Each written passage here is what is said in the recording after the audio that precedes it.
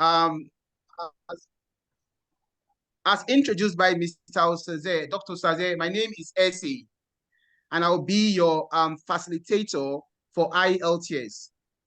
We're going to be running a very extensive and intensive program that would cover all grounds relating to Ielts. And so we're going to be starting today. Basically, it's going to be an interactive class where today we are going to highlight some of the rules, some of the basic areas that would concentrate our attention on. I bet you by the end of this, at the end of this class, and generally end of this program, this cycle, I'm sure we'll all be happy that we came to this portal for such purpose. So I want to welcome you once more and tell you to get ready for a smooth ride and get your materials, your pen, your pencils, and everything ready. We are going to be sending materials for you, review materials as well as past questions that you would be making references to while the class progresses. But for today, we are going to basically look at, get a general overview of what IELTS means and the purpose for which we are taking IELTS and the various components of IELTS. And perhaps we are going to be looking at one critical topic in IELTS today. So I want to welcome you once more as we start this journey. Okay, if you can hear me, please, can you just give a sign, maybe like raise your hand or something like that, so that I'll be sure I'm being heard clearly.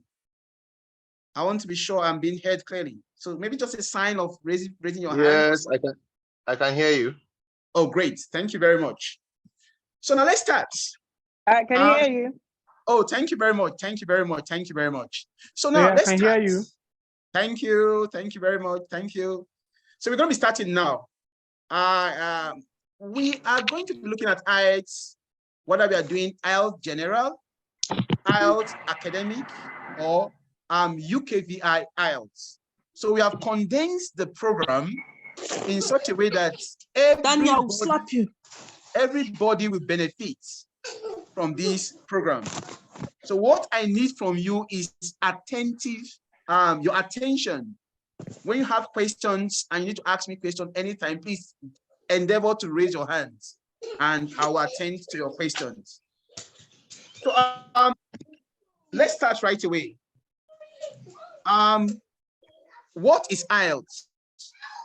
IELTS means International English Language Testing System. Those of you, please, I can hear some voice at the background. If you're not the one talking, please, can we kindly mute ourselves? Thank you. So that we won't have interferences like noise from background, please. Thank you. So as I said earlier, we're going to be looking at IELTS in terms of its definition, then we'll go directly into the subject matter of IELTS. So a definition for IELTS would mean International English Language Testing System. And we require it for the purpose of what? Migration abroad. For those of us who are traveling abroad for the purpose of going to school, and those of us who are traveling abroad for the purpose of working. So whether you're going abroad to work or you're going abroad to school for further education, sometimes you have to take this exam. I guess the reason we are here. Now, some of us will be taking academic IELTS, while others are taking general IELTS.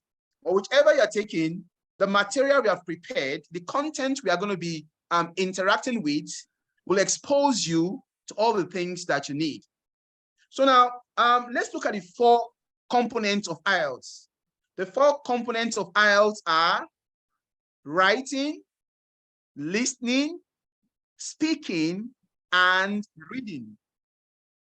The 4 components of IELTS are writing, listening, reading, and speaking. So these are the 4 components of IELTS. So before we finish this program, I'm sure we would have interacted with all the 4 aspects. Destiny Prince, you are please mute your device. Thank you. Okay. Yeah. So now let's talk about how the program is going to look like, how we have structured this program. The program is an 8 interactive section program. It lasts for 2 hours per section. And like I said, each section will last for 2 hours. So it's actually going to be very interactive. Now, we're going to be doing 3 sections for writing, 2 sections on speaking, 2 sections on listening, and 1 section on speaking. Let me repeat that. We're going to be having 3 sections on writing, 2 sections on reading, 2 sections on listening, and 1 section on speaking. So with that, we'll have covered all the 4 components. So today we are going to be starting with writing, because it's assumed that writing and reading are about the most difficult components of IELTS. But we'll try as much as possible to demystify it, such that all of us will come out with very fantastic bands. That's the purpose of this meeting. Please, if you know your device is not muted, please mute, so that your background noise will not affect others. Thank you. Now let's start with reading. Let's start with writing rather. What is IELTS writing? What is IELTS writing? So I want someone to probably just help with maybe a definition, and anybody that wants to help with a definition could try. Maybe what do you think IELTS writing is? If you have probably interacted with IELTS writing, you have, what is IELTS writing? Anybody? Does anyone want to try?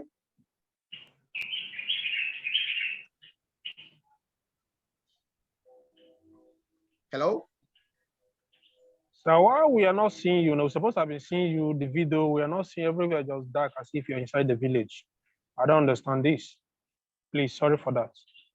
Okay, we are meant to be seeing the video. Yes, there is a background, there's a background interference from this side. I don't want any interference to affect the quality of delivery. So as I get the background interference out, then I'll get the video on. So I don't want the background interference to affect the quality of delivery. I don't know if that's taken for now. Okay, let's endure it for a while. Yes, please, we'll get the background interference out so that we can get the quality video. But for now, I don't want it to affect the quality of delivery, please. I don't know if that's taken. Okay. But is my voice clear enough, Destiny? Is my voice clear enough? It's clear enough. It's clear enough. Oh, great. Okay, thank you very much. So now writing is considered to be one of the most difficult aspects of IELTS, and it has to do with you writing a letter, or writing an essay, or writing a report. So there are 3 possible writing you could do when you are taking the test. It is you are writing a letter, or you're going to be writing a report, or you're going to be writing an essay. Please, that person should help unmute. Thank you. So now let's look at. So sorry to interrupt you. I'm so. Okay, thank you very much. Now, IELTS writing is divided into 2 tasks. We have IELTS task 1, writing, and IELTS task 2, writing. I'll repeat that for emphasis. There are 2 parts to IELTS writing: IELTS task 1, writing, and IELTS task 2, writing. Whether you are writing the academic tests or the general tests, you are going to be doing IELTS task 1 writing and IELTS task 2 writing. Now let's explain what IELTS Tax 1 writing means, because today what we are going to be doing is a general overview on writing. We'll give you a kind of general background of we call it theoretical framework on writing. So, but the first thing you have to note is writing has two sections to it. It has the writing tax 1 and it has the writing tax 2. Now, just listen attentively, because subsequently, after this class, I'm going to be giving you materials, and we're going to be using the materials as reference points so that we can follow one another while we are having the class. But for today, we are going to be basically looking at the theoretical framework and general overview of writing. So just listen attentively and you understand what we want to do.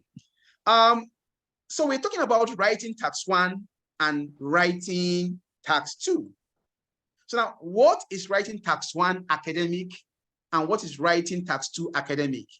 Then once we have described that, we'll go to writing tax 1 general and writing tax 2 general. So let's start with writing tax 1 academic. Writing tax 1 academic has to do with report writing. Report writing could mean that the examiner is asking you to write a report on data, or a report on a picture, or a report on a flowchart. So writing tax 1 academic is data analysis, pictorial analysis, or flowchart analysis. I repeat, writing tax 1 academic is data analysis, pictorial analysis, or flowchart analysis. Those are the three possible questions under tax 1 academic. Then for tax 2 academic writing, you have essay writing. You have essay writing. Now let's go to general. For general, we also have two tasks in writing. We have tax 1 writing for general is letter writing, while tax 2 writing for general as well is essay writing. If you have been following, you would have known now that both academic and general have the same tax 2 to write. That means your tax 2, whether you are doing general or academic, is essay writing. But if you are doing academic, your tax 1 is report writing, which could be a report on data, a report on a picture, or a report on flowcharts. Then for those that are doing general, your tax 1 is basically letter writing. Now, the question is, what is the time allotted for writing?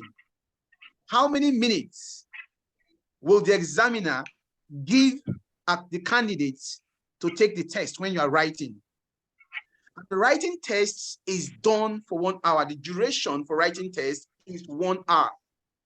And what that implies is that you are going to be doing both writing tax 1 and writing tax 2 within an hour.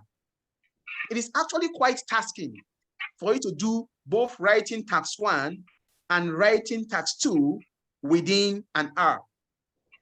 Now, what does that imply? It implies that the examiner would recommend for you to spend 20 minutes attempting writing tax 1, while the examiner will also recommend for you to spend 40 minutes attempting writing tax 2. Why is this so? It is so because writing tax 2 is more voluminous than writing tax 1. The examiner would ask you to write 250 words and above when you are doing writing tax 2, which is an essay. But when you are writing, when you are attempting writing tax 1, the examiner will recommend that you write 150 words above. So we can see that the examiner in his wisdom has allotted more time to task 2 because you are going to be doing 250 words. You are generating 250 words plus. But for task 1, you only be generating 150 word plus. So it's not as demanding as task 2. Now, let's look at the mark that the examiner would allot for task 1 and task 2. Remember that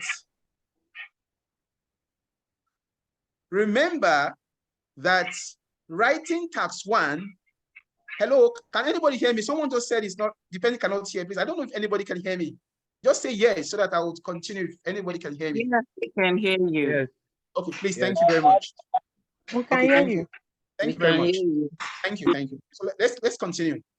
So I was saying that for writing task 1, you need writing task 1 and writing task 2 are graded of band 9.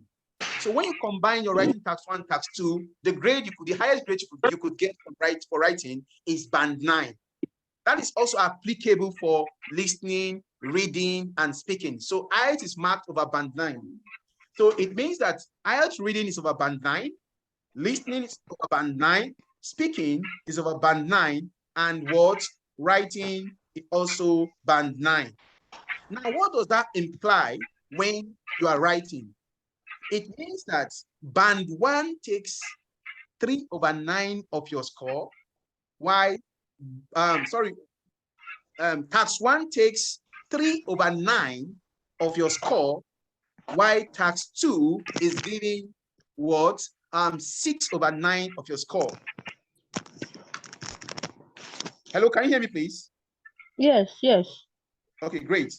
I said task 1 takes 3/9 of your score, while task 2 takes 6/9 of your score. So all along, we have seen that task 2 is more demanding in terms of the number of words, which we said 250 words more. And it is also more demanding in terms of the mark that will be allotted. So the higher the word counts, the higher the mark allotted. So in the wisdom of the examiner, they have given 3/9 towards of your score to task 1, while 6/9 of your score to task 2. So it implies that you shouldn't joke with your task 2 because that lies the bulk of your mark. Now, let's go to what you need to know when it comes to writing generally. What are the things that you need to know generally? Because what we are looking at basically today is general overview on writing. We're looking at the general overview on writing. So what do you need to know so that you can get a very fantastic score in writing? We have discovered that if 10 people had IELTS tests, they took the test, we discovered that only perhaps 1/10 gets up to 7/9 band in writing. Only 1/10. Then it means that 9/10 score less than 7/9 band.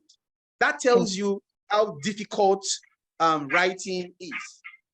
This is because it has several rules. There are many skills that the examiner wants you to deploy when you are writing IELTS. And these skills are going to be revealed to you. I'm going to demystify them and make you know what these skills are so that you could be among the 1/10 people that are getting 7/9. Now, let's look at the general skill that you need to have when you are doing IELTS writing, whether you are doing writing academic or IELTS writing general. What are the general skills that you need to have, And we are going to be looking at those skills based on how the examiner evaluates you. How does the examiner evaluate your scripts? Whether you are doing task 1 or you are doing task 2, how did he evaluate the script? What does the examiner watch out for? What are the do's and don'ts of IELTS writing. Why is it that some people will pass and some people will fail? What are the factors responsible for that? Because once the mindset of the examiner is understood, how he marks, how he evaluates you, then you would know what to do in order for you to get the best, because you know the mindset of the examiner. So let's look at the mindset of the examiner, what he wants candidate to do in order for them to pass very well. So basically, our interaction today will revolve around this area. This, we call it evaluation criteria. IELTS writing evaluation criteria. You can take that, you can jot that, writing evaluation criteria in IELTS. Evaluation criteria. That means how do examiners, how do they examine you? What are they watching out for when they are examining you? You know, that's what they're going to be looking at today. We call it evaluation criteria in writing. Whether you are doing writing tax 1, you are doing writing tax 2, you're writing IELTS academic, or you are writing IELTS general. Please, can you hear me? Someone said my voice is breaking. If you cannot hear me, if you can hear me, let me know, please. Is my voice still breaking?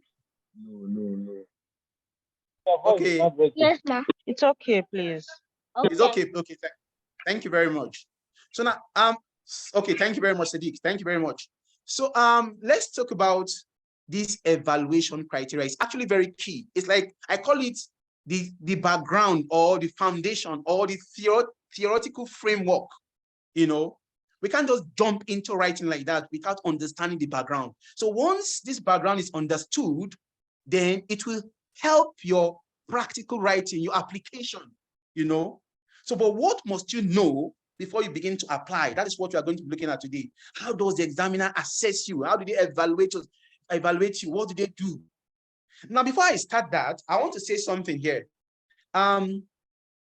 English language is actually, how English language is assessed is different from how mathematics is assessed. For those of you that are mathematicians here, or those of you that are mathematically inclined, you agree with that if the examiner is evaluating your mathematics script, what they do is that for every step you make, what they do, they give you marks. Maybe they could say, okay, 2 marks for this step, another 2 marks for this step, 5 marks for this step. So the examiner appreciates you by giving you marks when you are doing mathematics. But in English language, it is not like that. What they do is that they subtract or they deduct your mark based on the things you did wrong, maybe the errors you made or the things you did not do right. So once they see anything you did wrong, maybe your spelling is wrong, your punctuation is wrong, there is a grammatical error somewhere, your work is not coherent, your tax is not reflective, the examiner takes his mark. And they deduct like that, you know, and eventually, after subtracting, they calculate what is left, you know. So they don't appreciate the good things you do. What they appreciate are the things that are bad that you have done. So they deduct. So that's why it's actually quite difficult to pass writing. But we are going to be passing by the grace of God, because I'm sure after interacting with the skills which we are going to be learning, it will give us an edge, and it will be an eye-opener towards, you know, knowing the right things to do, the right skills to deploy when you are writing IELTS. Now let's continue. We said we are talking about evaluation criteria. And under evaluation criteria, there are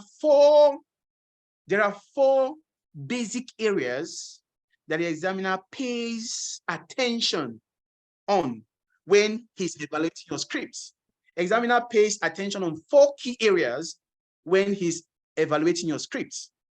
What are these areas? The first area is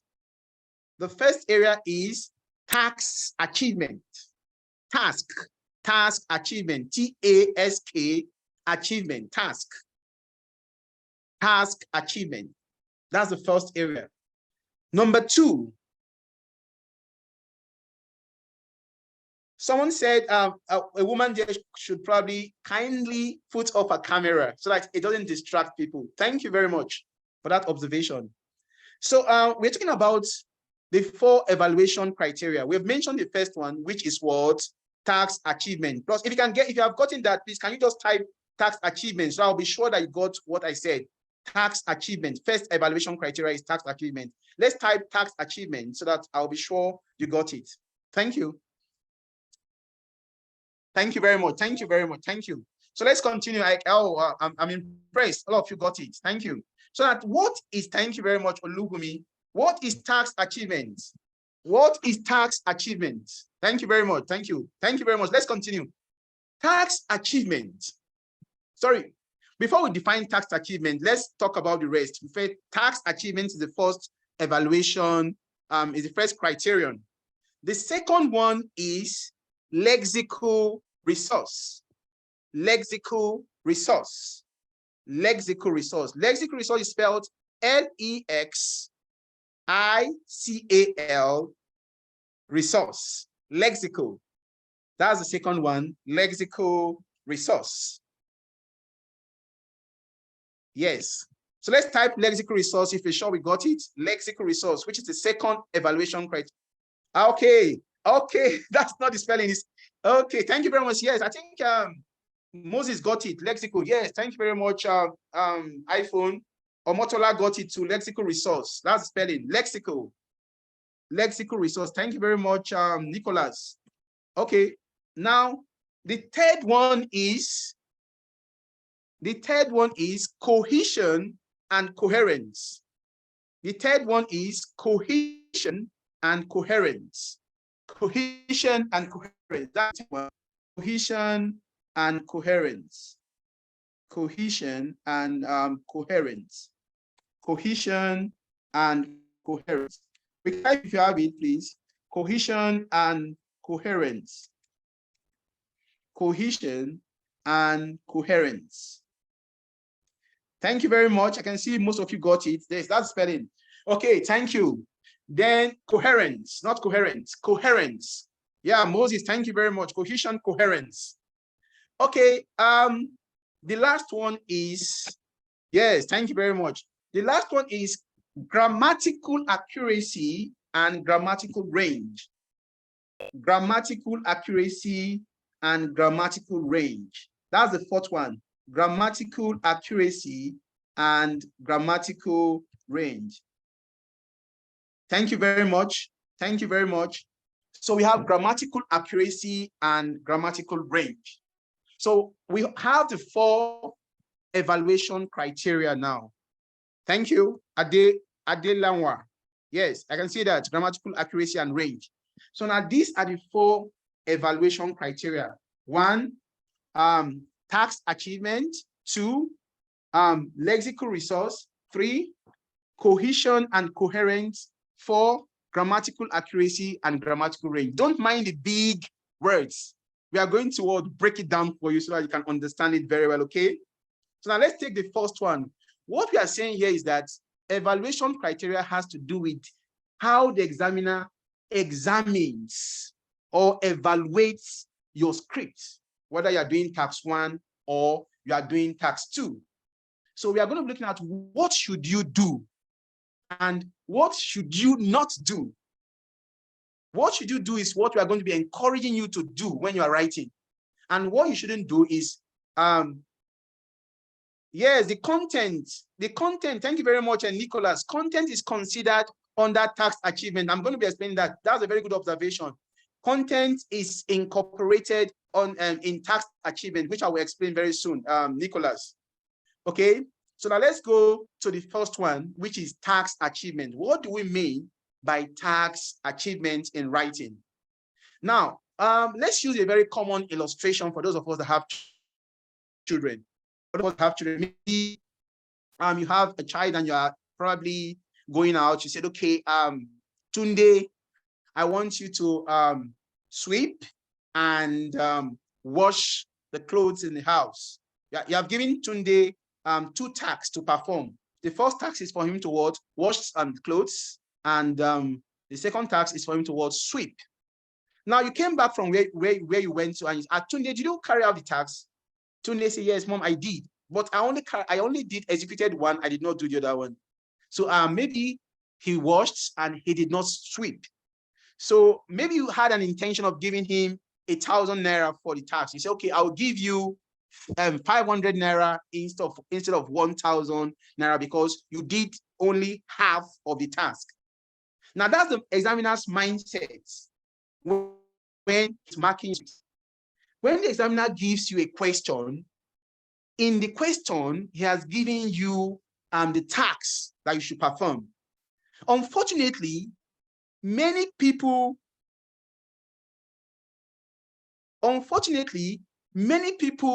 may not understand what the task is about because they'll read the questions innocently. But IELTS questions are actually very, the IELTS examiners are actually very, they have a way of setting that question that if you're not very careful, you won't see that there is something underneath the question. At the superficial level, if you do the interpretation at the superficial level, it may be difficult for you to understand what the examiner is saying. So you have to critically analyze the question, understand the question, interpret the question, to see all the dimensions that the question has. Because if you do not do that, the implication is that you would only interpret this question superficially. You may not get all the perspectives, especially tax 2 questions that have different perspectives to it, So you have to critically analyze the question and see the different dimensions. That is what you're going to be doing in our next class, because then I would have sent the materials to you and we'll be interacting with these materials with questions and answer sections on the platform. Because today what we are doing basically is just a general overview and a theoretical framework on writing. Now, I said that IELTS questions are actually quite tricky. They look deeper. There are deeper meanings most times than meet the eyes. Like if you see an innocent question, for example, let me give a very good example. If the examiner says,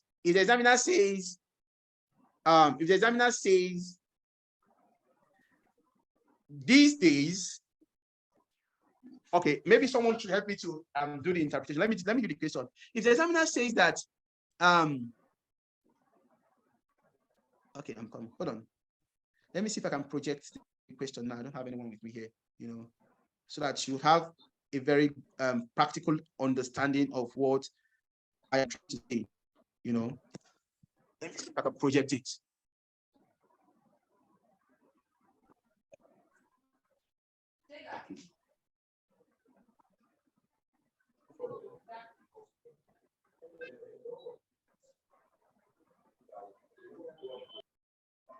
Yeah.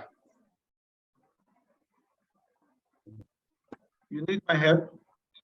No, I just want to give them, maybe I won't project, let me just give them something, a little line. I can do the typing myself, or I'll just say it so that we hear it, just little, to trigger their understanding of how questions are being set. So, yes, look at this question, for example. The question says, in some countries, an increasing number of people are suffering from health problems as a result of eating too much fast food. In some countries, an increasing number of people are suffering from health problems as a result of eating too much fast food. The questioner says, it is therefore necessary for government to impose a higher tax on this kind of food. To what extent do you agree or disagree? Now, in a question like that, it is not every issue that the examiner raised in his question that is important. The first part of the question is called a background statement. And the background statement gave you another background before they gave you the question, which is the prompt. We're going to be looking at that critically in our next class. But what I'm trying to say is that it is not every part of the question that is important. There are important issues in the question that the examiner wants you to discuss. So you should be able to identify what are these key areas, because that's one of the things we are going to be looking at critically. That is why people fail IELTS, because they are unable to identify the critical aspect of the examiner's question. And what do? They misinterpret the question and write entirely out of point, out of context. And what happens is that under tax achievement, the examiner will score such a candidate 0 because of poor interpretation, which will help the candidate to generate a content that will not even address the question at all. Are we following, please? So what we advise, hello, can you hear me? Yes. Okay, good. Now, what I'm saying is this, that you have to be careful to be able to interpret the examiner's question very well, because 90% of people who fail IELTS writing fail because they do not understand IELTS question. Thank you very much for responding. Now, how do we respond to question is one of the basic areas I'm going to be opening your eyes to in our next class, how to analyze a question. Now, before I continue, I forgot to say this. Each component, each criterion is given 9 marks. So task achievement is 9, lexical resource is 9, cohesion coherence is 9, grammatical accuracy and grammatical range is also 9. Let me repeat that for the sake of reinforcement. Now, he said that each component of this evaluation criteria attracts 9 marks. Task achievement is 9, lexical resource is 9, cohesion and coherence is 9, while grammatical accuracy and grammatical range is also 9. The implication is that if candidate A, for example, hello, can you hear me, please? If candidate A, for example, is unable to interpret his question very well, the candidate stands a risk of getting 0 under task achievement. Now, by definition, task achievement is the relationship between your content and the examiner's question. How related is your content to the examiner's question? How related is your content to the examiner's question? We call it content-question relationship. To what degree is your content related to the question? What is content? Content is your entire write-up, the 250 words, the 150 words you wrote. How related is it? So the first thing that will make it to related is hello, can you hear me, please? Hello? Yes, sir. Is someone trying to ask a question? Okay. Hello, I sir. think yeah, please only ask people to mute them. Okay, I should.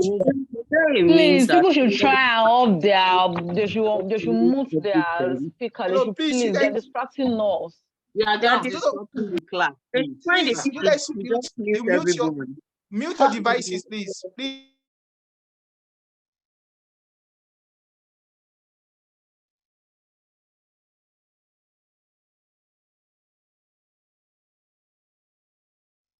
Mr. Ese, you can unmute yourself, please.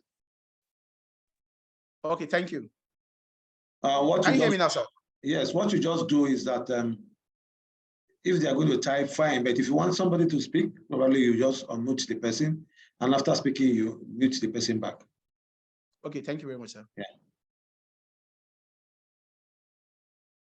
Okay. I was talking about task achievement. We finished explaining task achievement. Remember, I said that each component, each criterion attracts 9 marks.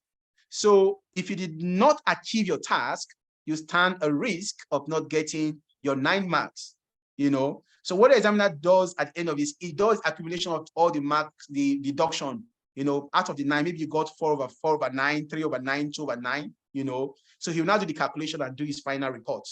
So what we want you to do is to achieve your task so that you can get 9/9. And we say achieving your task means, first of all, interpret the question very well. And after interpreting the question, what do you do after interpreting the question? We say you should thereafterwards produce a content that will address all the parts of the question. Part 1, part 2, part 3, part 4 of the question. Hello, are we following, please? Now, Now let's continue. Now, task achievement has to do with one, how you generate your main ideas, which I'm going to be teaching you, how you generate your main ideas. Number two, how you generate your supporting sentences. Because to develop a body paragraph, you have to generate your main ideas. And your main idea must be related to the issue that the examiner raised in the question. Examiner has raised an issue in the question which you have seen, which you have interpreted, which you must interpret very well. I'm using the word must, and I'm actually re-emphasizing this because I know how important this aspect is. This is the area that get most people, that makes most candidates not to do very well. You know, you see them not doing very well under task achievement because you see them derailing from the examiner's question. That's why I'm hammering on this, because it is actually quite important. And we have said that you have to read and see all the dimensions in the question. We're going to be doing a very critical issue on this in our next class, so that we can know how to dissect question, how to unearth all the hidden parts of the question, so that we'll produce content that will address all the parts of the question. Once that is done, it is always very easy for you to get 9/9 under task achievement. The definition of task achievement, before I continue, is content, question, relationship. The relationship that your content has with the examiner's question. Are they related? To what extent related to the examiner's question? Thank you. I think that's done for task achievement. But if you want to ask a question, you can type your question on the message and platform. I'll read the question and I'll incorporate your question in my lesson. So you can type your question if you have any questions, so that I can incorporate it. Meanwhile, let's go to the second aspect of the evaluation criteria, which is lexical resource. Lexical resource. Lexical means words. Generally, it means words. The words that you have. Lexical resource. Lexical means words. Like, if I say my name is John, in my name is John, we have my name is John. We have 4 words in that structure. My name is John. We have 4 words in that structure. So, okay, someone said I should repeat the last word on task achievement. The task achievement is the relationship that your content shares with the examiner's question. The relationship that the candidate's content shares with the examiner's question. Did you generate a content that address all the issues in the examiner's question? So if yes, that means you have achieved your task. That's the basic meaning of task achievement. You were talking about main ideas, supporting sentences. Oh, thank you very much. For main idea, we said for you to be able to generate your main idea, you must have understood the question, because the question that will help you in generating your main idea. After you have generated your main idea, you'd have to develop your main idea with supporting sentences in the body paragraph. So we are going to be looking at all these in our next class, how you can generate your main ideas and how you can buttress your main ideas using supporting sentences like explanatory supporting sentences, examples, negations, and what have you, which you are going to be learning. Okay, thank you very much, Nicholas, for that question. It is necessary to identify what kind of essays stemming from the question. Exactly, we are going to be looking at the different kind of questions in our next class, because we are doing task 2, where we are going to be looking at opinion essay, a discussion essay, and why is an essay an opinion essay, and why is it a discussion essay. These are some of the things we are going to be looking at. But what we are doing today basically is understanding the words, the theoretical framework of Ielts writing, what they want you to do when you are writing and what they want you not to do.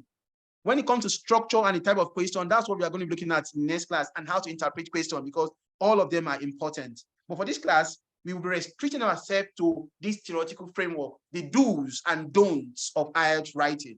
I don't know if that's clear. If it's clear, you can say yes. But let's continue anyways. We are talking about lexical resource, and I said lexical resource has to do with the words that you use when you are writing.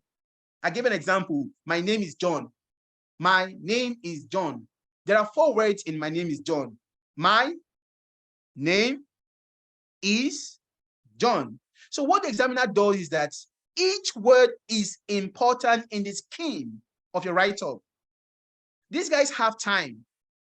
They will subject your write-up to a microscopic analysis. They want to see all the details, you know. So the words are very important. The examiner will tell you, use 150 word plus in tax 1.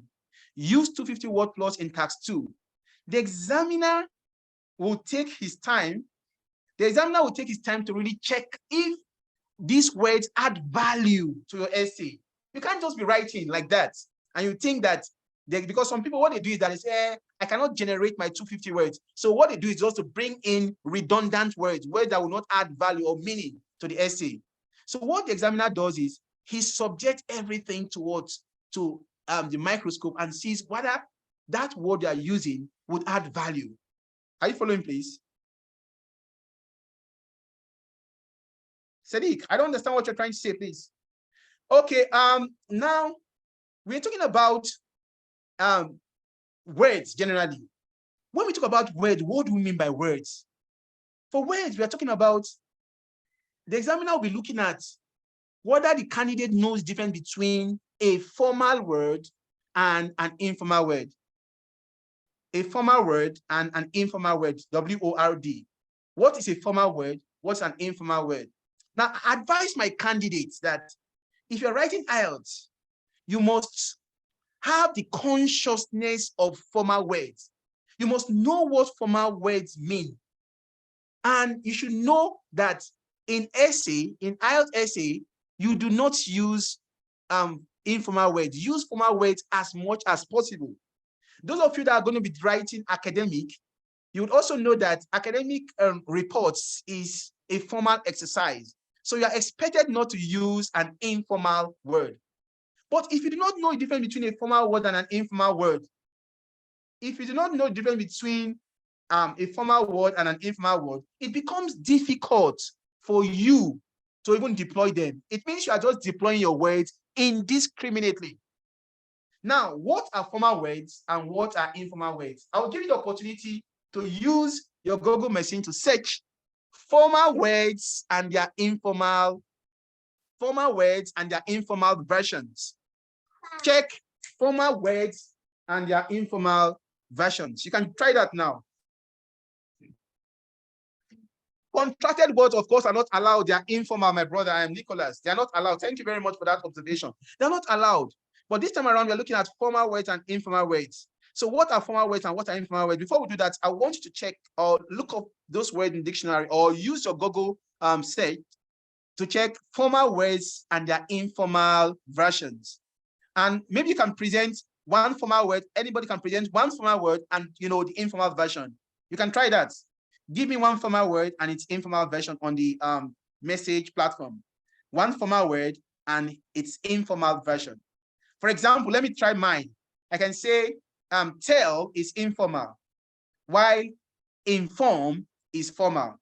Tell is informal, while inform is formal. Yes, cannot, can't. You don't use that. You don't use can't. Cannot is actually very good, but can't is not. Can't is informal. Thank you very much. So we want more examples. Nevertheless, brilliant. Nevertheless is formal, while anyways is informal. Thank you very much, Atox. Yes, we're expecting more from you guys. I want to see more formal words and their informal versions. Who is going to be doing that for us? Put in is informal, while insert is formal. Brilliant, Edith. That's a very brilliant one. However, is what formal, but brilliant, brilliant. I'm seeing brilliant perspectives here. Wow, great, great, great. Thank you very much. Excellent. So we have gotten the consciousness. What we should do is this. IELTS examiners want you to shy away from using informal words as much as possible. They want you to have the consciousness of formal words because when you're writing an essay, it's actually formal. So I want you personally to take this up as an assignment to interact with your dictionary and know the difference between formal words. You could do 100 formal words and their informal versions so that you know the difference between the two when you see them, so that when you're writing your exam, you're writing IELTS, you should only use formal words and shy away from using informal words. Thank you very much. Thank you, Live, reside. Brilliant. Live is informal, reside is formal. Brilliant, brilliant, Moses. Okay, let's continue. Let's look at the next one after that. We are looking at lexical resource, which has to do with the quality. Lexical resource has to do with the quality and quantity of words that the candidate deploys or uses when you're writing. The examiner is very smart. The examiner is very smart. What he does is that when you are writing, you are reporting yourself to the examiner because he's trying to gauge your vocabulary. Do you have words? Are you efficient in terms of words?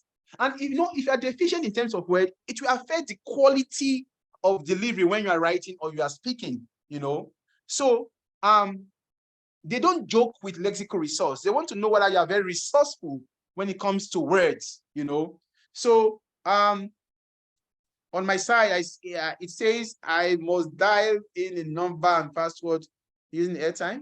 Sorry, I don't understand that, Ugoma Talita. Okay, we're talking about words generally. So we have looked at one dimension of lexical resources, which has to do with formal and informal words. Let's look at the second dimension, content words. What did I say? Content words. Contents. Can someone write that for us? Content words. Content words. Content words. That's the second dimension under lexical resource. Thank you very much, Nicholas. Content words. Thank you very much. Thank you very much, Moses, Akots, Sadiq. Thank you very much. Content. What are content words? Now, if I am writing and if I say I'm happy to be here today, and I'm also happy that my students are responding. I'm happy to be here today, and I'm happy my students are responding positively to the class. Now, I've used the word happy twice in the same statement. I'm happy to be here, and I'm also happy my students are responding positively to the class. Now, thank you very much. Someone is saying glad. So the proper way to say it, I'm happy to be here today, and I'm glad my students are responding well. Elated. Thank you very much, Matilda. Elated. So what are content words? Content words are words that have synonyms. Content words are words that have synonyms. Any word that has a synonym is known as a content word. What are synonyms? Alternatives. We said happy. Matilda has given us glad. He has given us excited, elated, pleased. Thank you very much. Delighted. Wow. So what it means is that any word that has alternative should not be used twice in your essay. If the examiner sees a content word appearing 2 times, the examiner will underline it. Thank you very much, Fumi. The examiner will underline it. So be conscious of the words you are using when you're writing so that you don't keep repeating content words. Once you do that, it will be used against you, will be penalized because the examiner will underline them. Noun, verbs, adjectives, and adverbs are content words. Oh, yes, to a great extent. To a great extent, I agree with you, Nicholas. But when you are saying it that way, noun, verbs, it becomes difficult for some people who don't understand this grammatical intricacy. So we don't want to go deep into these intricate grammatical issues. Okay, thank you very much, Nicholas. So that's what we are trying to explain in such a way that we say alternative words. Once the word has an alternative to it, it's a content word. We are using a layman's way of explaining so that everybody can understand it. Thank you very much, Nicholas and Matilda, for your contribution. So are we following, please? If you are following, please, you can say yes so that I'll know you can hear me and you are following. Great, great, great. Thank you.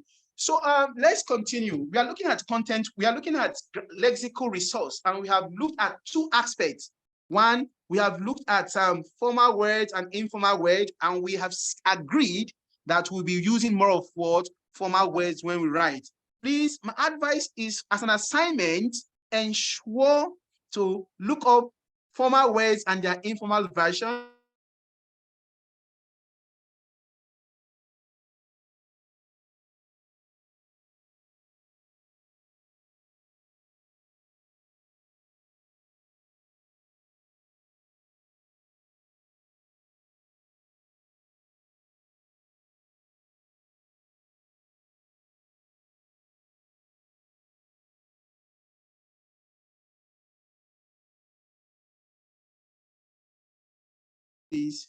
Please type yes. Okay, type yes if you can hear me. Great, great. Now let's look at the third dimension. Thank you. Let's look at the third dimension.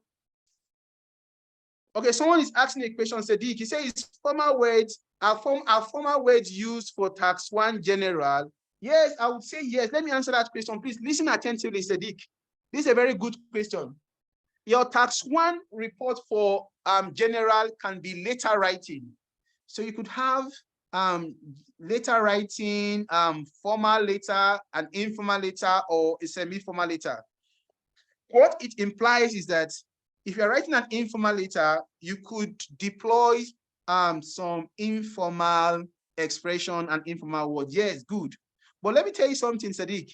90% of the question is set. IELTS questions these days are actually formal. 90%. And another thing is this. If you're writing an informal essay, an informal letter, and you decide to use formal words, the examiner will not penalize you. But if you're writing a formal letter and you use informal words or expressions, the examiner will penalize you. So what I ask my students to do as much as possible is to learn. Okay, I should say it again. Okay. Now I said that in IELTS writing, general tax 1, you might be asked to write a formal letter, an informal letter, or a semi-formal letter. The point is this. For an informal letter, you can use a few informal words and the examiner will not penalize you. Good. But if you're writing a formal letter, if you're writing an informal letter and you decide to use formal words, the examiner will not penalize you. You're writing an informal letter, you decide to use formal words all through, the examiner will not penalize you.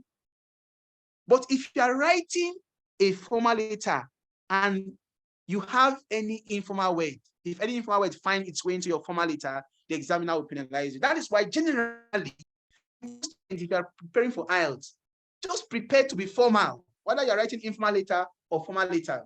Formal in terms of the use of words. I'm not saying you should be formal in terms of use of your maybe your tone, but I'm talking about your words. Be formal generally. Formal words do not have any problem. You can never go wrong with the formal word. It is always right for you to use a formal word. But if you're writing a formal letter and you use informal word, the examiner will penalize you. So my take is that study formal words more and how to use them. Even though you are writing an informal letter, you can still use a formal word and you won't get penalized. Thank you. Let's continue.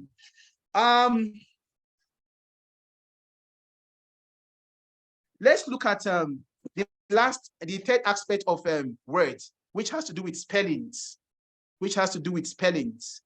So please ensure that your words are properly spelled. In fact, a lot of people write well, but they don't spell well. So please be conscious of spelling. My advice is this: the words you do not know how to spell, avoid using them. Like personally, I have some words that are difficult for me to spell. I know those words. So if I'm writing, I boycott those words. I don't use them because I know I don't know how to spell them. Especially those words that have double N's, double T's, double S, double A's, and what have you. No, you don't have autocorrect. The examiner would deactivate autocorrect when you're doing, we have two tests. We have the computer-based test and we have the paper-based test. They will deactivate the autocorrect. You won't have the opportunity to, look at me, you won't use autocorrect. The examiners are very smart. The only thing that you can have when you're writing your computer-based test is, what do you call it?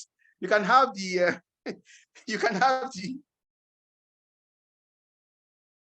sorry, what is, I know you're just making fun of those of us that, yes, it's true that you want to go and cheat the examiner.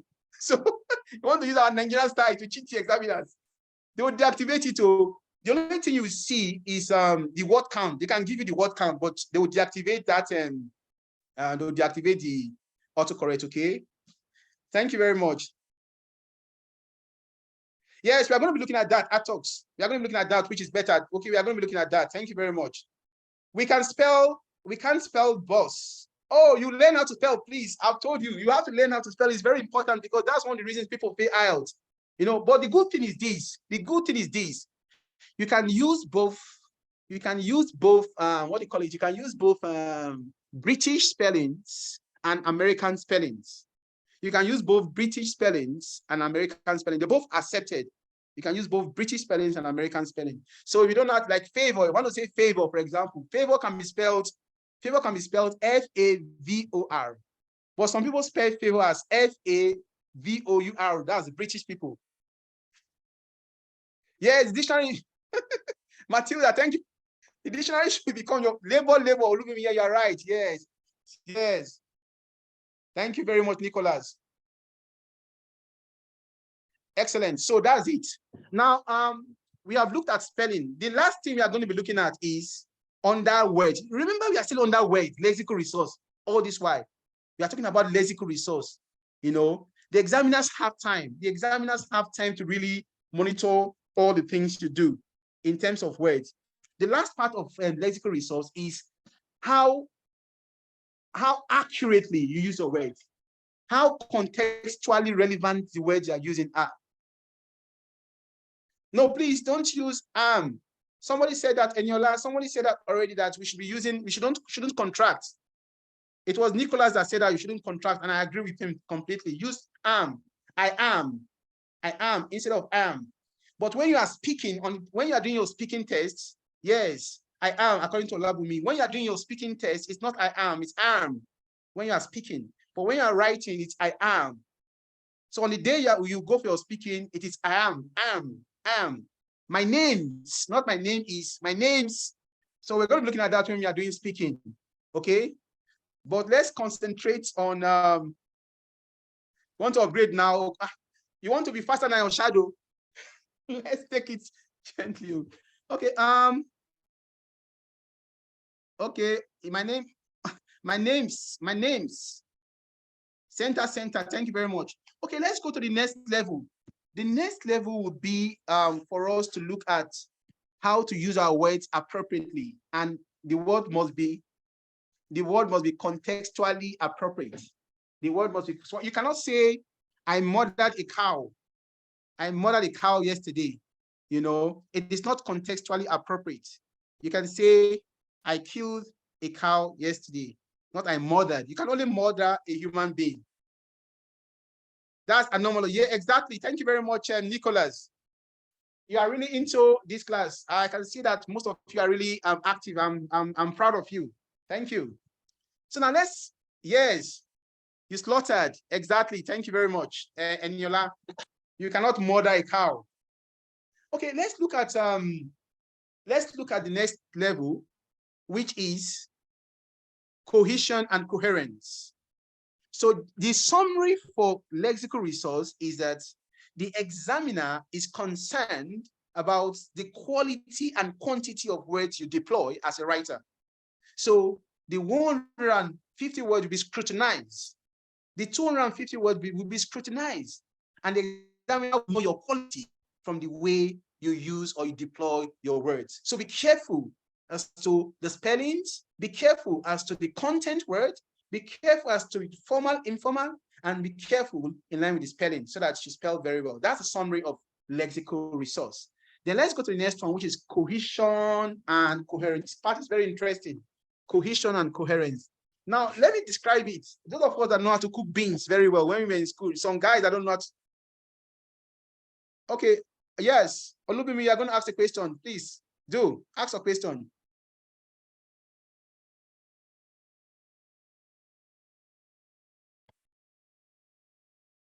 Hello?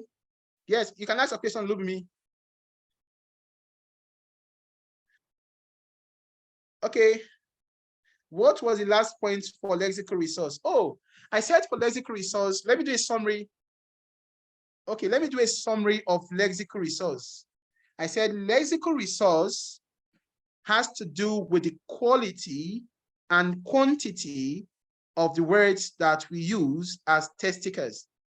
The examiners are consigned. And so what they do is they check, they scrutinize these words to be sure that your words are good enough. Now, which area do they look at? Formal versus informal words. And we have agreed that we should know how to use more of formal words. Two, we talked about apart from formal, informal, we talked about content words. We said content words are words that have alternatives, hence they should not be repeated. Then thirdly, we talk about spellings. We said our spellings, we should spell right by using both British and American spellings. Then the fourth one is for us to use words in such a way that they will be accurately used, or they should reflect, they should be contextually appropriate. They should be contextually appropriate. Thank you very much, Nicholas. They should be contextually appropriate. Words should be contextually appropriate.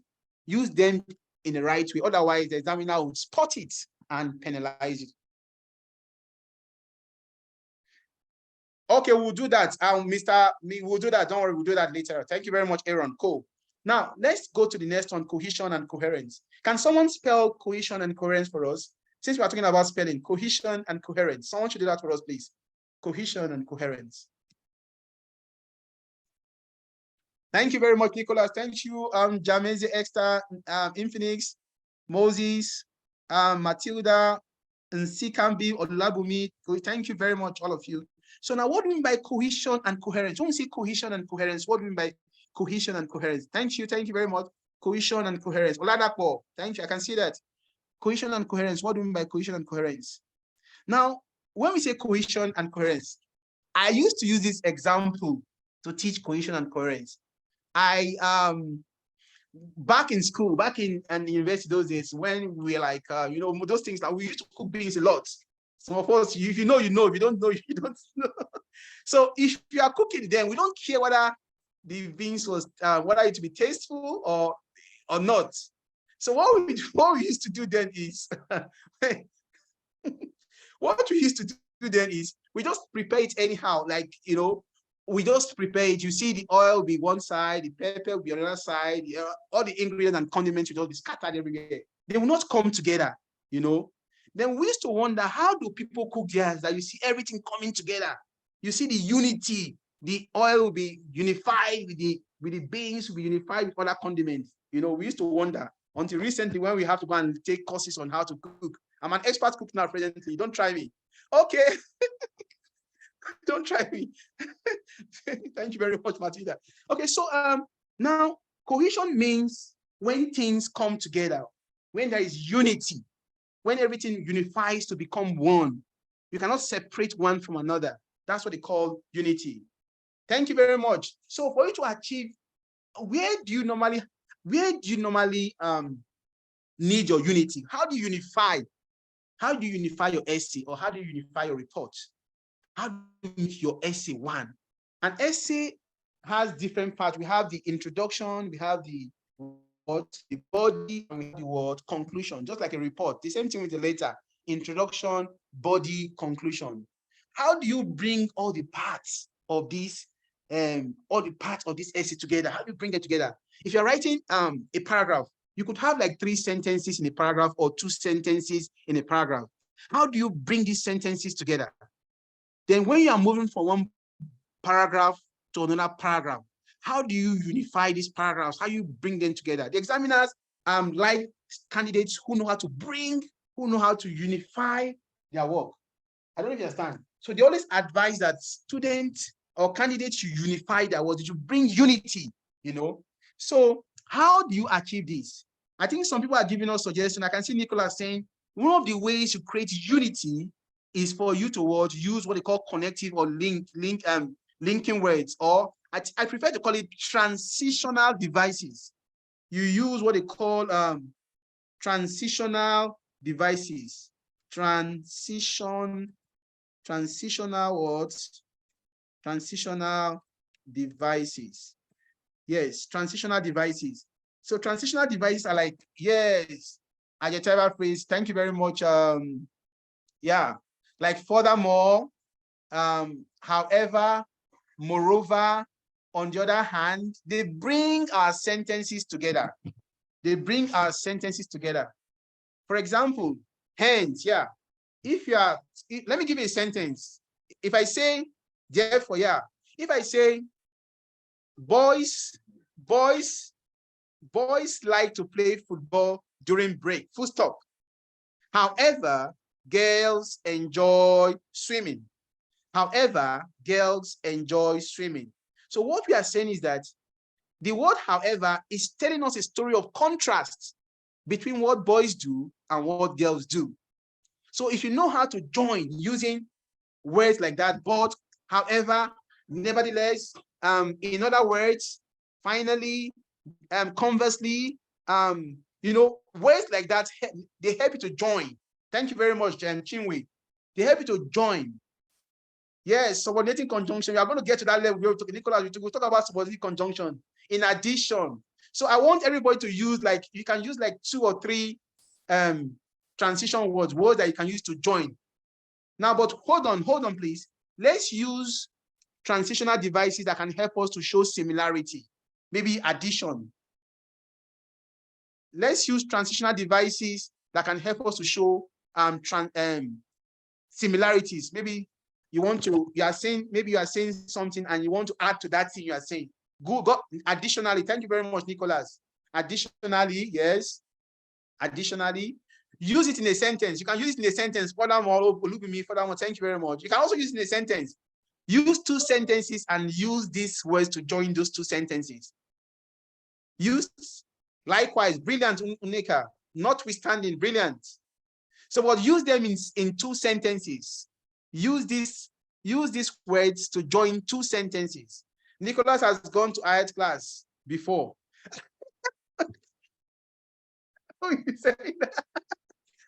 Oh my God.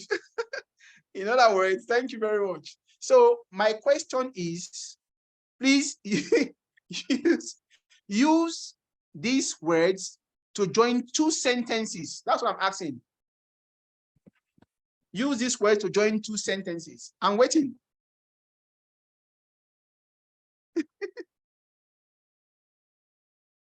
Yes. Nobody has done that yet. Nicholas, Olumimi, Matilda, where are you guys? Use this word to join 2 sentences.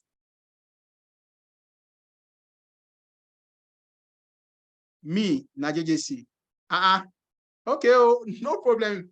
What are the words, please? I said you use positive transitional device that you can use to join, to show additions.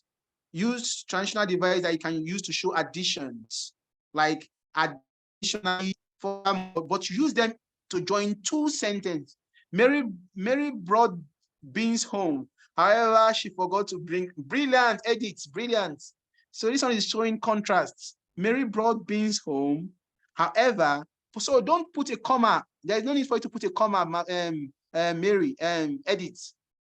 Mary brought beans home. However, she forgot, except you have a full stop there. Okay. The question is for you to give two sentences reflecting additional transitional device. Maybe you are adding something. Last year, I enjoyed a lot of free time. In addition, I got a raise. Brilliant, Catherine. Or Ogenechukome. Thank you. My birthday is on Sunday, although brilliant, Spina. I can see that. Men like watching football over the weekend. However, women love going to this. Yeah, that is what people do. That's what you do best, to spend our money. Moses Salami, that's what they do. Thank you very much. Thank you very much. Okay. Marvel is brilliant. Brilliant. Wow. You guys are fantastic. Lovely. Thank you very much. Let's continue. So we have looked at cohesion, which means how to bring the various parts of our work together. Your work is supposed to be unified. Somebody can just read everything and understand it. You know, we can use while. While is showing a negation or a contrast. Why shows a contrast, you know. Thank you. Everyone likes to play in the rain, but for the children, Kachi gave me books, notwithstanding I had a library. All of you are doing, yes, we can use while. We can use while to show contrast. You know, it shows contrast. While it is good to study, overdoing it could be what? Could be counterproductive. While it is good to study, overdoing it could be counterproductive. So it's showing a story of contrast between two ideas. You can use while. Nsikanabisi. Thank you very much. That's a very good one. And you use while a lot in Ielts writing. Use while a lot in Ielts writing to show a distinction between two ideas. It's very important for you to know how to use a while.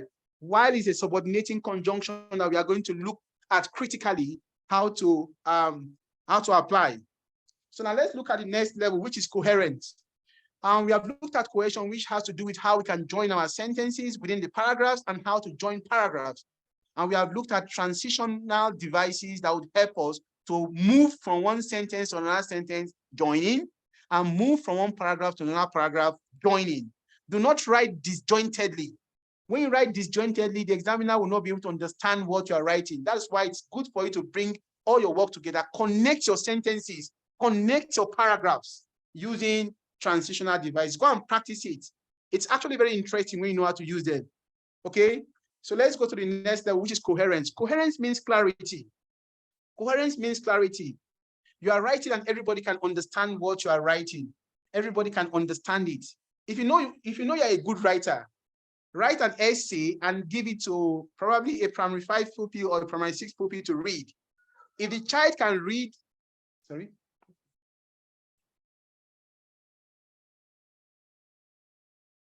if the child can read and understand what you have written, then it means you are a good writer. Are you following, please?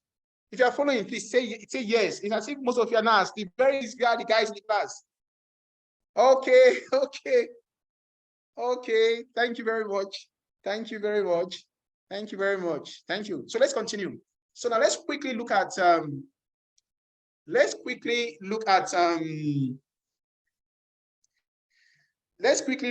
coherence. Coherence means clarity. It's actually very important. It means clarity. What is clarity in writing? Clarity means that you have used your structure very well. Your introduction is clear. Your body is clear. Your conclusion is clear. Now, when the examiner is reading your scripts and the examiner doesn't find any difficulty navigating his way around your script, he looks at your introduction. Nicholas, he said, what if you use unmastered words that the primary people wouldn't? That is why it is actually best for you to use words. You know, when we were mentioning our formal words just now, we did not necessarily mention big words. It is not big words that make up your formal words. It is, we have high frequency formal words. High frequency formal words are words that everybody can resonate with. Anybody knows it. Everybody knows it. You know. If you have read all this watchtower material, this from Jehovah's Witness, you see the way they write. Very clear, very simple to understand, very interesting. They don't use big words. So it is not by using big words that would make the reader understand what you are saying. Use small words but are formal. For example, I just said tell and inform. Inform is formal. So who does not understand the meaning of inform? If 5 people will understand the meaning of inform. So if you know how to package your words very well, your sentences very well, anybody can read your word and your essay and understand it.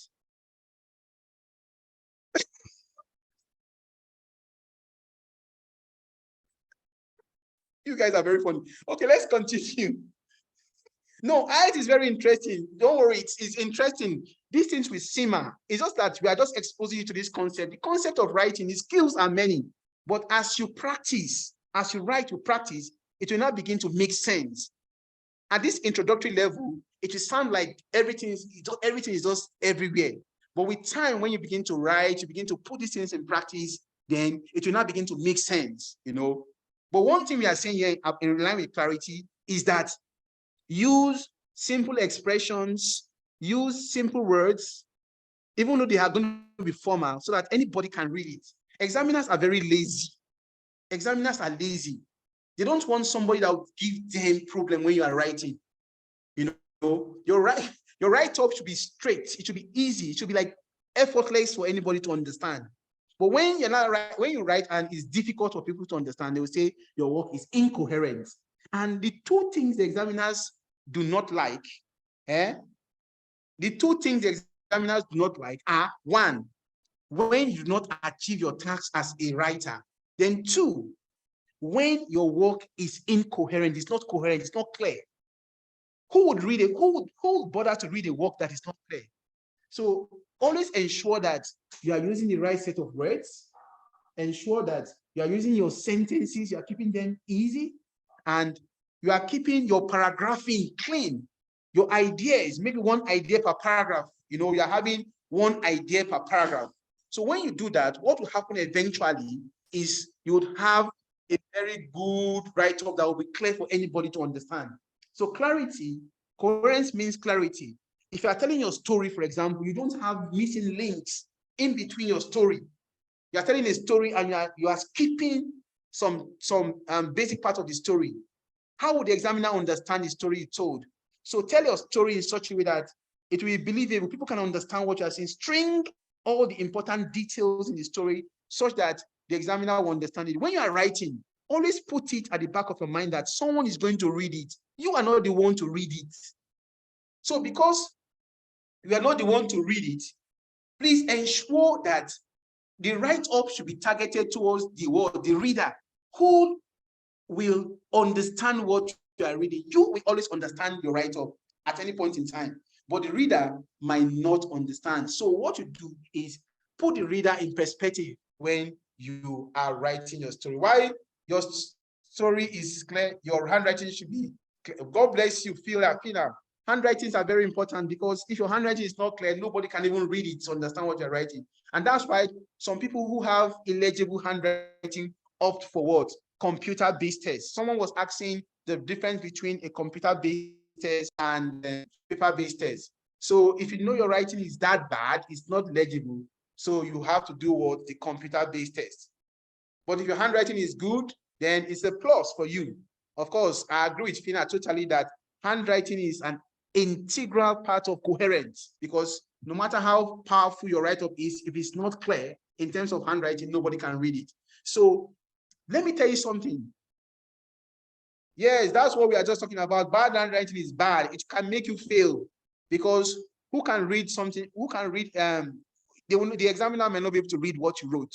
So maybe you have to start practicing how to write. Practice how to write. But if you cannot do that, then you have to watch. Take the CBT, computer-based test. Take the computer-based test. If you know your handwriting is very bad, it's illegible. People cannot read it. So you take what? The computer-based test. Writing legibly is actually not as easy as you put it, Matilda. It takes time for people to get used to how to write legibly. But you can practice, though. You can practice. Who is saying this one? I have to get to it tonight. No problem. You can do that too. Stop, but that's a good idea. That's a good idea. Thank you very much. Now let's go to the last part, which is grammatical accuracy and grammatical range. Grammatical accuracy. Someone should help me to write that. Grammatical accuracy and range.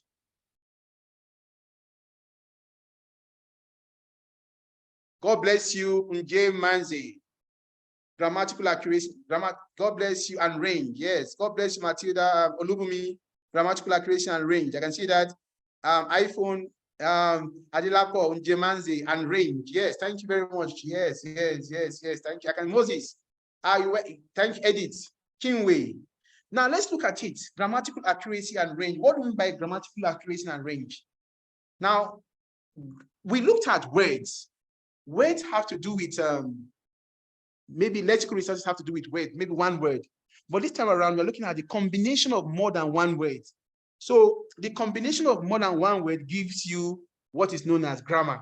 Grammar is anything that is more than one word. You are combining more than one word to form maybe a phrase, a clause, or a sentence.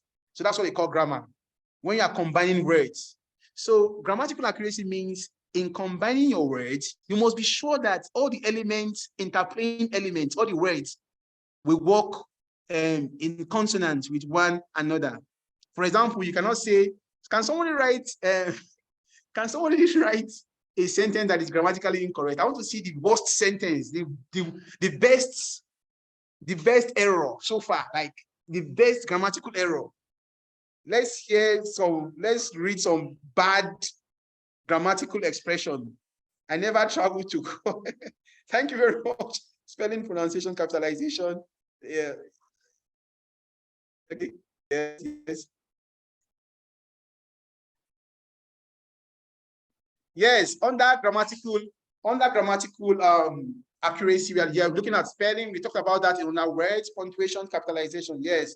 On my way back to Jaws. Okay, thank you very much. We're looking at very funny expressions that are grammatically incorrect.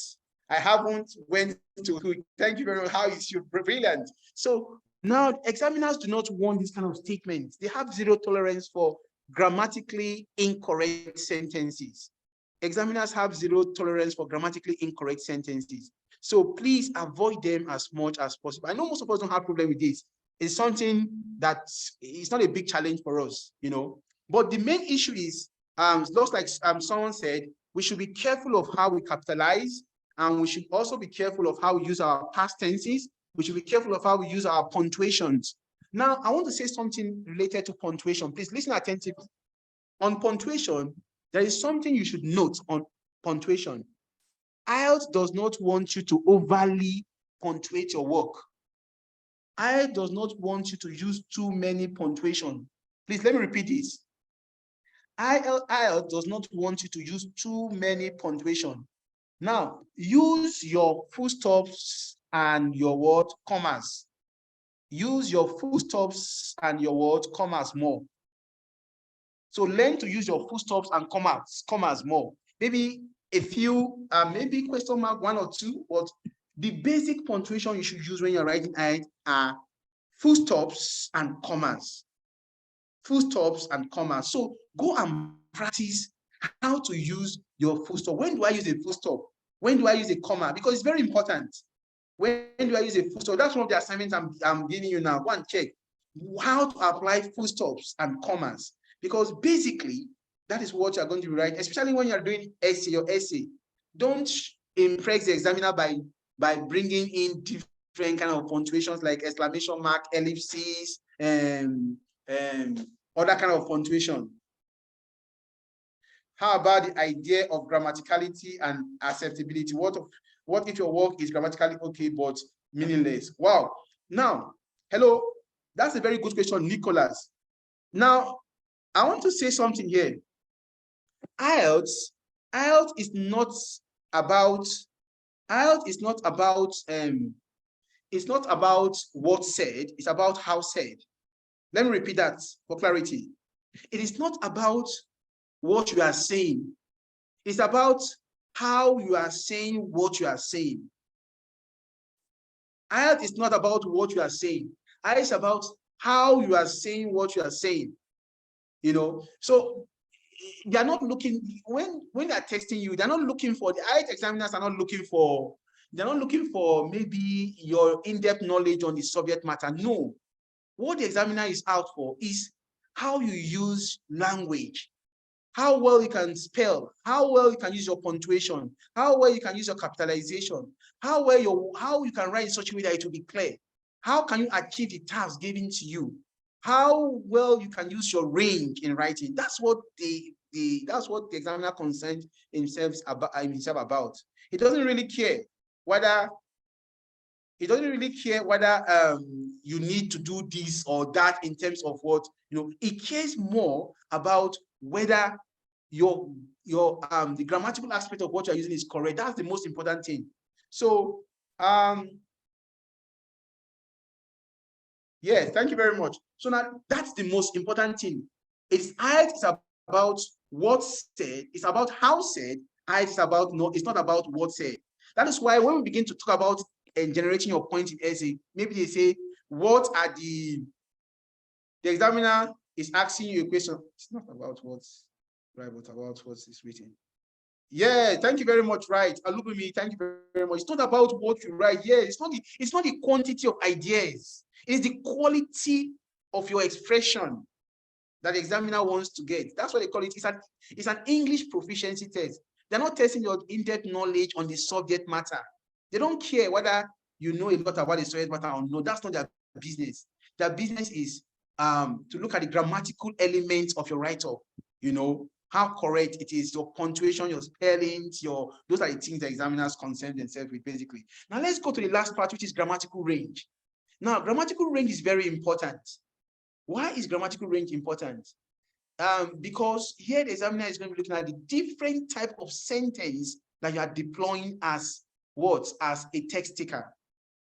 In English language, you have different sentence types.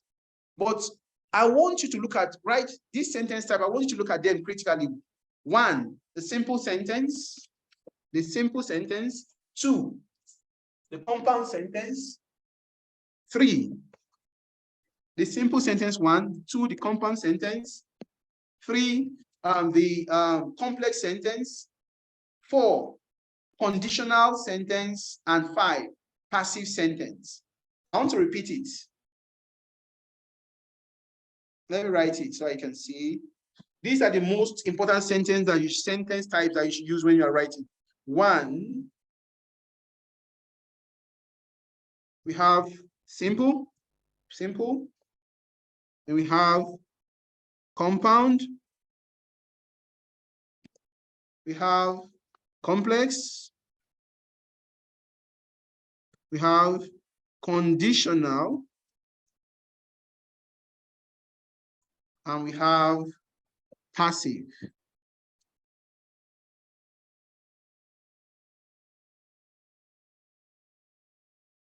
So now, this, if you're writing Ielts, it's actually good for you to use these 5 sentence types.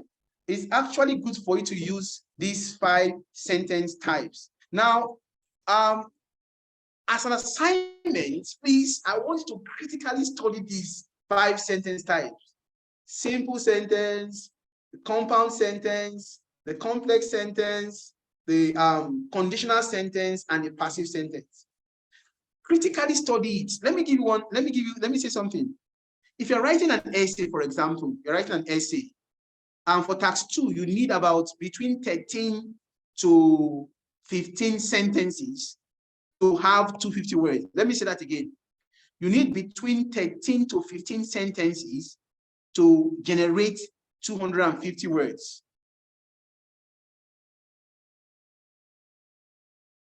Bumi, I said simple sentence, compound sentence, complex sentence, conditional sentence, and passive. Study them. Study them before our next class, because if you don't understand them, it will affect. Yes. Simple, compound, complex, conditional. Thank you very much. Nabisi. No, you don't need a compound complex sentence in IELTS writing. You don't need a compound complex sentence in IELTS writing. You need a compound complex sentence in IELTS speaking. So a compound complex sentence is actually difficult to untie and might give the examiner a lot of difficulty to understand. Thank you very much, Nicholas. Might give the examiner a lot of difficulty to understand. So that's why I recommended the 5 sentence types. I was saying that the reason why you need different sentence types, the range, is because it tells the examiner, it shows the examiner your flexibility and your creativity. It shows the examiner your flexibility and your creativity. The examiner wants to know how well you can create, how flexible you are as a writer, you know. So that's why he wants you to use these 5 sentence types. So I was saying that if you are writing an essay, you need about between 13 to 15 sentences to produce or to generate your 250 words in an essay.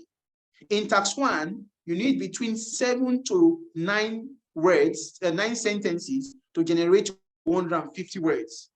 Now, imagine a candidate writing task 2 and using simple sentences all through, maybe 15 sentences, and all the sentences are simple. Sentence 1, simple. Sentence 2, simple. Sentence 3, simple. Sentence 4, sentence 15, all simple sentences.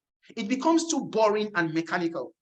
So now, to avoid that, you have to mix your sentence type.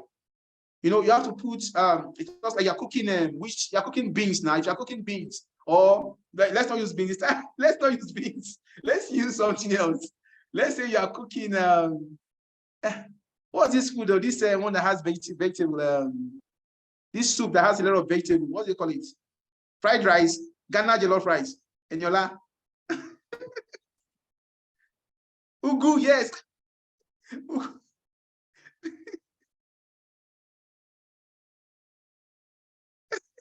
So, like, if you are cooking, let's say you are cooking a dikainkom. If you are cooking a dikainkom, yes, thank you, a dikainkom, yes, Florence, thank you. Florence, you like food. So, if you are cooking a dikainkom, you need what? You need different vegetables. You need crayfish. You need dried fish. You need what again? All these ingredients. So now that's how your write-up should be. When you are writing, you need different things to spice up your write-up. You don't have to be monotonous, because monotony will lead to boredom. The examiner will be sleeping while he's marking your script. We don't want that to happen. So that's why we are encouraging you to use different sentence types. So for the sake of reinforcement, please study your sentence type before the next class, because you are going to be deploying different sentence type. If not, it will be difficult for you. Ielts writing is systematic, it's procedural, it is a conscious writing, it's an intentional writing, it's intentional. If you're not intentional about the things you generate, the things you use, you cannot pass the exam.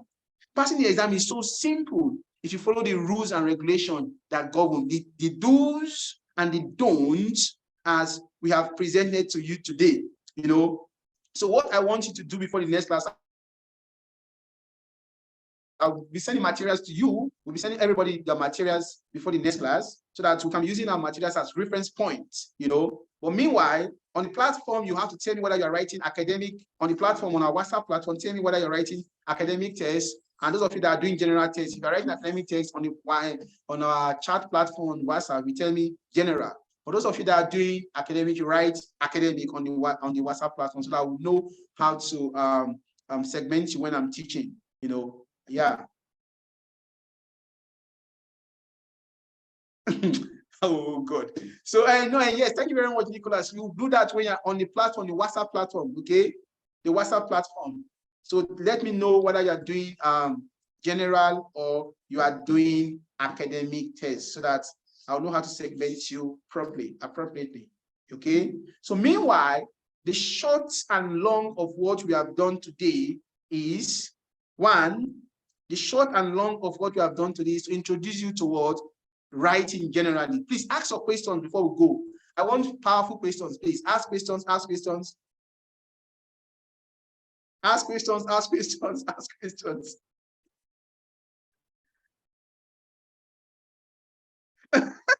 It's so Nicholas cannot write general. Okay, ask your questions, please. Ask your questions. Ask your questions, ask your questions. Okay, if we don't have any questions, let me summarize what we have done today so that we'll prepare for the next class. A summary of this class would be, please listen attentively, those of you that came late. A summary of this class is, one, we talked about a general overview of Ielts writing. And we looked at what? We looked at Ielts from the perspective of writing tax 1 and writing tax 2. We said whether you are doing Ielts general or you're doing Ielts academic, both of them, whether you're doing Ielts general or Ielts academic, there are certain skills that you need to have, and there is a way the examiner would evaluate you. So we itemize 4 evaluation criteria. That means they reflect the do's and don'ts. They reflect the do's and don'ts, of writing. And we mentioned 4 of them. We said task achievement, which has to do with the content question analysis. And we talked about the lexical resource, which has to do with the quality and quantity of words, the quality and quantity of the words you deploy. We also talked about cohesion and coherence, how you can unify your work and ensure that your work is clean and clear for anybody to understand. Then we landed, and we had a soft landing when we talked about grammatical accuracy and grammatical range. On grammatical accuracy, we talk about the fact that your sentences have to be correct. And on range, we said you should use different sentence types. Now, I gave you 3 assignments. Perhaps 2. One, the first assignment is for you to look at formal words and their informal words, formal words, and their informal words, alternatives. 2, look at transitional devices. And the third, which is the most important assignment, is for you to study different sentence types. And I itemized 5: the simple sentence, the compound sentence, the complex sentence, and the conditional sentence and the passive sentence. Yes, your questions. Number of sentences that make up 150 words. Okay, I said in for Lpmv, for tax 1, we said that you need about between 7 to 9 sentences for tax 1 to get 150, and you need about between 13 to 15 sentences in tax 2 to get 250 words. Please explain more on transitional devices. I did not get it. Transitional devices are words like however, moreover, furthermore, that help you to join sentences and they help you to join paragraphs so that you don't have, you don't write disjointedly. We don't want your paragraph, we want everything to come together as one so that it will be easy to understand. CBT and paper-based. CBT test is the computer-based test that you write using the computer, while the paper-based test is the one written with pen and paper or pencil and paper. And for the CBT test, your result comes out fast. It comes out faster than the, it comes out 3 days after the exam, 3 to 5 days after the exam for the CBT, that's the computer-based test. Then for the paper-based test, it comes out 13 days after your test, So the reason for doing CBT is probably you need your result fast, your handwriting is poor, those are the reasons you want to do your CBT. But for paper-based, if you are not in a hurry, you can do your paper-based. And for paper-based, of course, I've said the result comes out after 13 days. Academic and general was asked too. For academic, those people that are going abroad to school, if you want to go and school abroad, if you are going for the purpose of furthering your education, you are going to be taking an academic test. Or if you are a nurse or a doctor or any medical practitioner, even if you are going to school or you want to go and work as a nurse, you will still take what academic test. Then the general test is for those people that are migrating for other purposes. Maybe they want to go and work in, they want to go and work abroad generally. So they take general tests. Test, which is better? It depends on what you want to do. If you are going to work, you can do the general test. But if you are going for the purpose of furthering your education, you do the academic test. For nurses and doctors, lab technicians, and medical practitioners, generally, you take the academic test, regardless of whether you are going to work or you're going to school. For JAPA, JAPA is there. I don't understand this one at all. Which one is JAPA again? Yeah, the CBT and paper tests are not the same in terms of price. The CBT is the CBT, I think it's probably a bit more expensive than paper tests these days. I'm not too sure. I'll confirm the information and ensure I give you right information, but it seems it could be the same, but I don't know. I will make inquiry and maybe in our next class we'll treat that in Phoenix Smart. Academic cannot be accessed for both, or Gumboale, they cannot access it for both. Yes, for paper-based tests, I think, yes, if the advantage of paper-based tests is that you can highlight, you can underline, you can navigate. It's easier to navigate, and if you don't know how to use the computer very well, if your computer skill is not very intact, it might be a bit challenging for you to do a computer-based test. Can we see our host, Siddiq Fawad? Can we see our host? In our next class, definitely you see your host. General should suffice Matilda, which is easier to pass. I wouldn't know. It's actually the same. The both of them are technical. You should be prepared to pass both with the interaction. After all this interaction, both of them will be easy for you by the grace of God. I have paid for the exam on the 27th of May. With what I am seeing today, I am not ready. Can I reschedule for paying? Yes, you can reschedule, but you will pay 21%. You will pay 21% of the fee. Moses, 21% of the fee. They will take 21%. You pay 21% to extend. Can we see Uncle Nicholas? Okay, Nicholas, show yourself. Can't you take only the general test if you are going to work? Yes, that was what we said. If you are going to work, take the general test only. That's what you can do, Silas. So put a face to your words. That's what they are saying there. Can you take only general test if you are going? Yes, yes. Please, when are we going to get the recording for today's class? The admin will discuss that with you, please. You are going to get it very soon. Please, can you tell Organico to calm down? Fina, how much is general test? Presently, I am not sure. It should be around between 83,000 naira, perhaps 89,000 naira.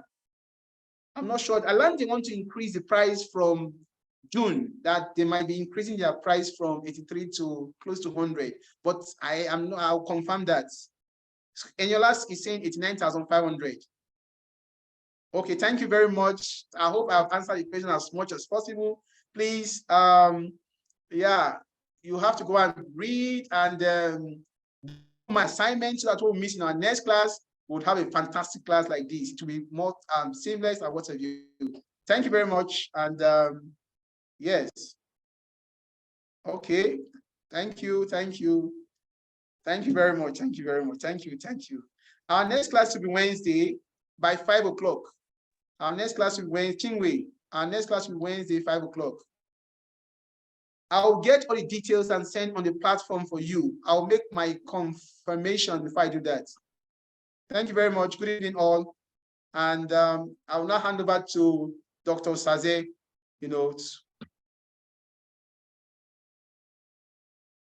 Okay. Hello, doctor.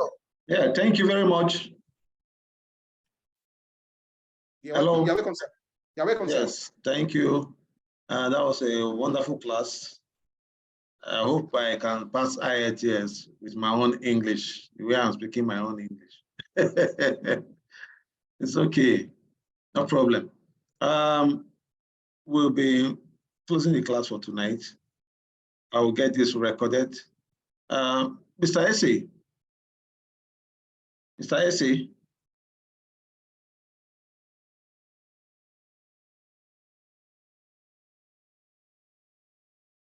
Mr. Essie, are you there? I can hear you, sir. Yeah, I can hear you now. Okay. Yeah. What do you want me to call this? Because if each time we are going to have a Zoom class,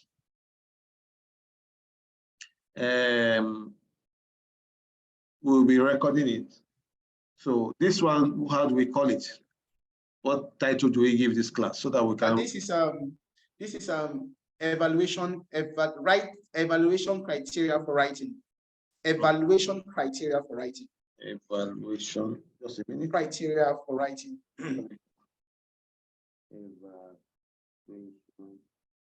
Evaluation criteria on writing. Yeah. Evaluation criteria on writing. Evaluation criteria on writing. Thank you, Chinwe. Okay. Yeah. Okay. Thank you very much. We'll be calling it a day, and let me record. Take up the. Take it up, save it, so that we can share. Thank you. Good night, everybody.